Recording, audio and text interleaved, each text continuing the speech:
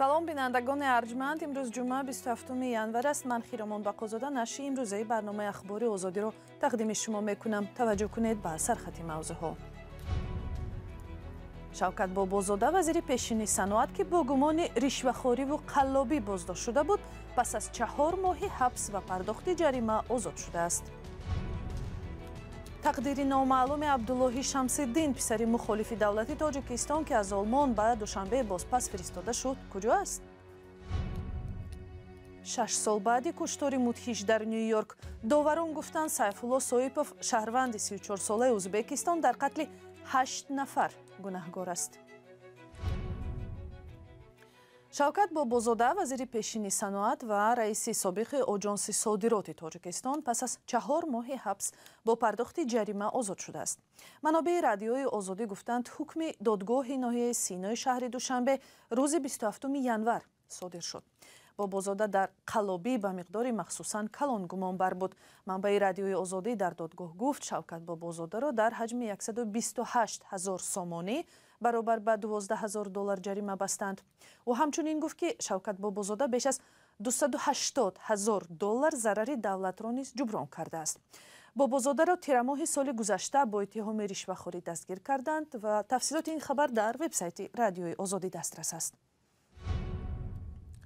хонаводае дар вилояти Хатлон мегӯяд, қазияи таҷовуз ба номуси духтари 16-солаи онҳо аз ҷониби мақомоти тафтишотӣ ҷиддӣ гирифта нашуд ва шахси муттаҳам дар ин ҷиноят аз ҷавобгарӣ озод мебошад.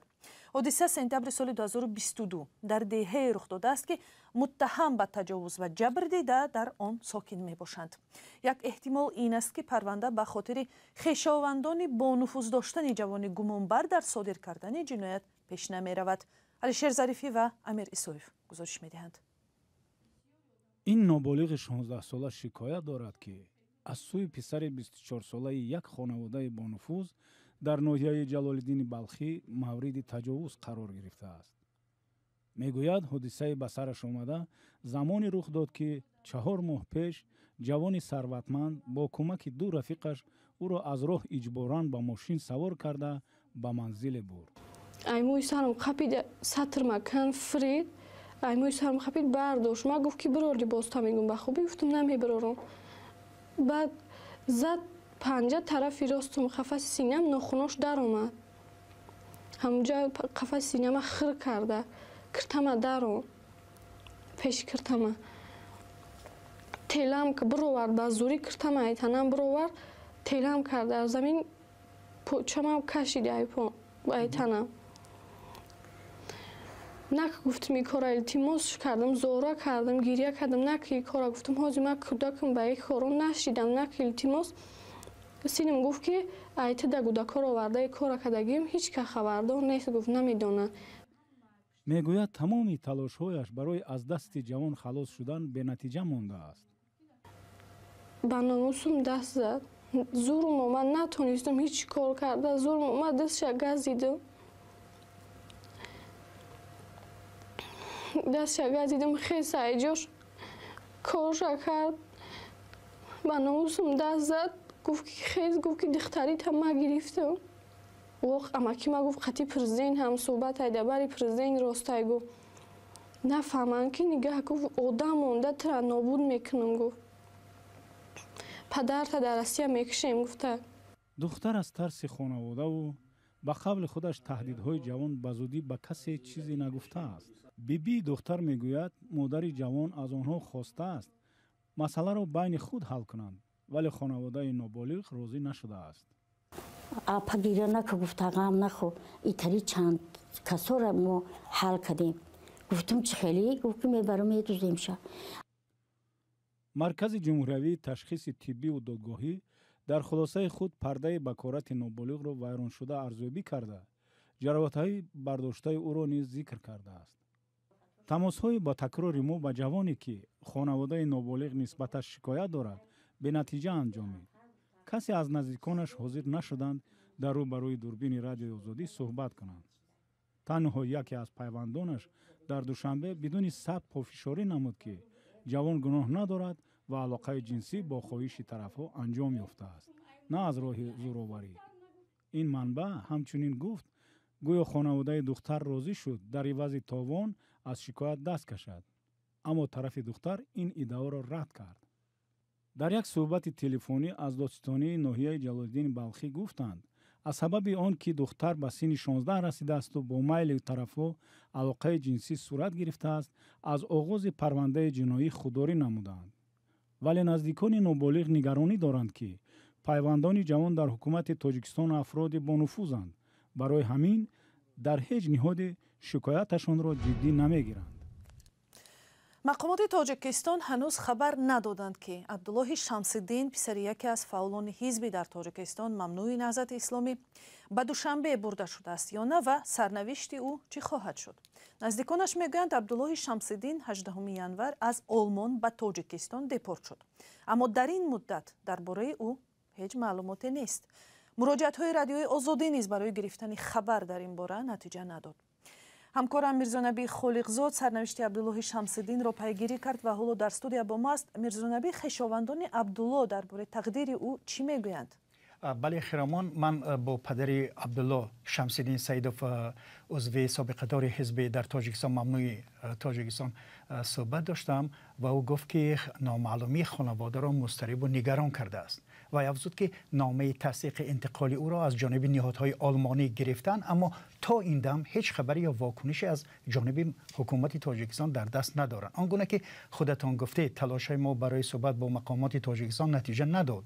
خود شمس‌الدین سیدوف در صحبت با ما چنین گفت: نامعلومی حدس و گمان‌های زیادی را به بار آورده است. از گمان‌های اینه که فعلا او در جایی هست و از او فقط نظارت و مهمانداری کرده می شود تا به شکنجه گرفتار شدن و حتی از بین رفتنش. همه این گپ و خبرها از هر جانب میاد که بیشک تاثیر به خانواده، به یار و دوستای او، مخصوصا به همسرش و دو طفل خردسالش که همه روزه با گریه و صدا پدرشون را سراغ میکنند. میرزانبی، ما از خبرها میدونیم که دادگاه‌های آلمان بی‌طرف هستند و نسبت به سرنوشت پناهجویان هم بسیار وقت حساسیت نشان میدهند. چی سبب شد این نوبت که قرار بازپس فرستاده شدن یک پسر مخالف دولت تاجیکستان را قبول کردند؟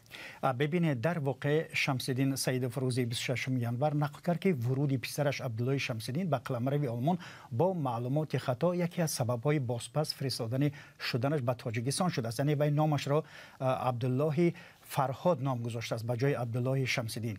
بعد از 3 دفعه رد شدن درخواست عبدالله شمس‌الدین، مقامات آلمان او را روز 18 ینور از این کشور اخراج کرده بود و به دوشنبه فرستادند.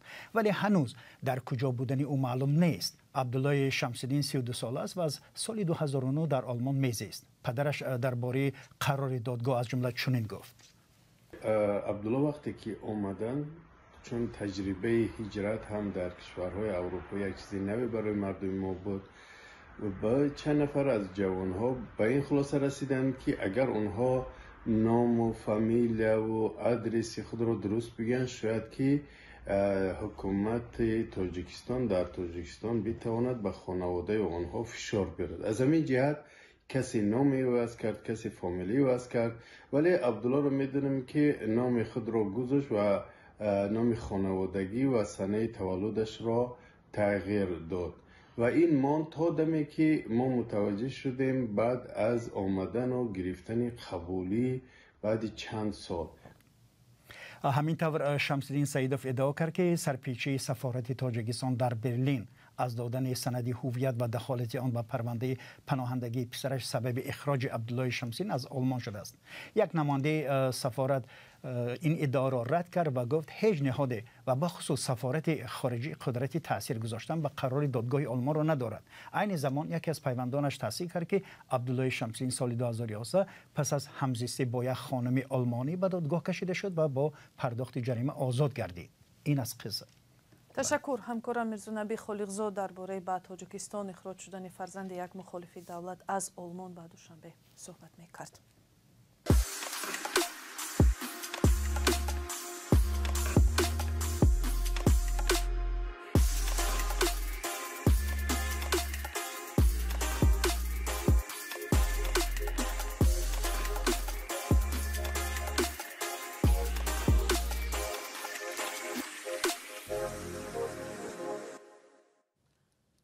روز پنجشنبه هیئت داوران دادگاه فدرالی منهتن نیویورک سیفالله سویپوف را در قتل 8 نفر در سال 2017 مجرم دانست. تخمین می شود که این شهروند 34 ساله ازبکستان به حکم قتل محکوم می شود. سویپوف را برای کشتار و پشتیبانی از یک گروه تروریستی گناهکار دانستند. زرنگیزی نورشو گزارش می‌دهد. روز 26 январ و بعد از بررسی 7 ساعته افراطگرایی اسلامی سیفالله سویپوف را که با ماشینی بارکش 8 نفر را در امریکا به هلاکت رسانده بود گناهکار دانستند. به قول دادستانها سویپوف سال 2017 برای حمله‌اش مخصوص عید هالووین را در یک گوشه دوست داشته پیاده‌گردان منهتن نیویورک انتخاب کرده بود تا شمار قربانی‌ها بیشتر باشد. از احتمال دور نیست که او به اعدام محکوم شود. خبرنگاری اسوسییتد پرس نوشته است حتی قبل از آغاز محاکمه شبهه نبود که سویپوف قاتل است. داوران تمام 28 بند عیبنامه و از جمله کشتار، کوشش کشتار، تلاش عضویت در سازمان دهشت‌افکن دولت اسلامی و پشتیبانی از سازمان تروریستی را تصدیق کردند. در عرفه محاکمه سویپوف که سال 2010 از ازبکستان به امریکا کوچ بسته است خود را کاملا بیگناه اعلام کرده بود. بعد از اعلام جرم که روز پنجشنبه صورت گرفت داوران 6 فوریه بار دیگر جمع شده امکان حکم اعدام و یا حبس ابد را بررسی می‌کنند. در ایالت نیویورک بار اخیر حکم اعدام در سال 1963 اجرا شده است. ماموریت پرزیدنت امریکا جو بایدن در ماه ایول سال 2021 اجرای حکم‌های فدرالی اعدام را به تأخیر گذاشت. ماه سپتامبر سال گذشته وزارت عدلیه امریکا تاکید کرده بود که در دادگاه حکم قتل سویپوف را طلب می‌کند. سویپوف تا کشتار انسان‌ها در نیویورک به حیث یک راننده ماشین باربر تجارتی و هم کارمند شرکت اوبر کار می‌کرد و در بازپرسی‌های دادستانی گفته بود که از ویدیوهای گروه دولت اسلامی الهام گرفته عمل کرد و این گروه ممنوع هم بعداً سویپوف را یک سرباز خلافت نامیدند. در پی ممنوع و غیرقانونی اعلام کردن ده‌ها سازمان حامی آزادی بیان و حقوق بشر اخیراً دادگاه در مسکو یکی از تشکیلات‌های معتبر دیگر گروه هلسینکی مسکو را هم بست. کایمرسیاتو گزارش می‌دهد. با حکم دادگاه دعوا در نسبت گروه مسکوی حکومت با اجرای پیمان هلسینکی قانع گردانده می شود و آن از روی خط نهادهای قانونی بیرون خواهد شد. با این حکم دادرس میخائیل کازاکوف روز 25 январ قدیمی ترین گروه حامی حقوق بشر در روسیه بسته می شود. گروه هلسینکی مسکو سال 1976 از طرف دانشمندان دیگر اندیش شوروی تأسیس یافته هدف اساسی آن نظارت اجرای پیمان هلسینکی بود. در اوج جنگ سرد این پیمان می بایست تشنج میان کشورهای غرب و شرق را کاهش دهد. با مرور زمان گروه هلسینکی به سازمان حامی دموکراتیا و آزادی های شهروندی تبدیل یافت. در آخر سال گذشته وزارت عدلیه روسیه ادعا پیش آورد که گروه در مسکو ثبت شده حق ندارد در دیگر گوشه های روسیه فعال باشد. مدیر اجرایی گروه هلسینکی سویتلانا استراخانتسیوا و عیبنامه را بی اساس می شمارد. گروه هلسینکی اجرای لایحه‌ها با سرمایه‌گذاری خارجی را در سال 2012 قطع کرده بود. اجرای لایحه‌ها با گرانت پرزیدنت روسیه بعد مرگ لودمیلا میخائیلووا رئیس سابق این سازمان متوقف شده بود. 4 سال اخیر ما بدون کدام لایحه به اصطلاح پرواز آزاد داشتیم. ما حقوق شهروندان را حمایت می‌کردیم. ما کوشش می‌کردیم توجه مقامات را به احترام حقوق بشر جلب کنیم. فعالان حقوق بشر روسیه این محاکمه را پیگیری می‌کردند و از احتمال دور نمی‌دانند که حکم بسته شدن گروه هلسینکی با امر حکومت قبول شده است. برنامه در همین جا به آخر می‌رسد. خدا نگهبان شما.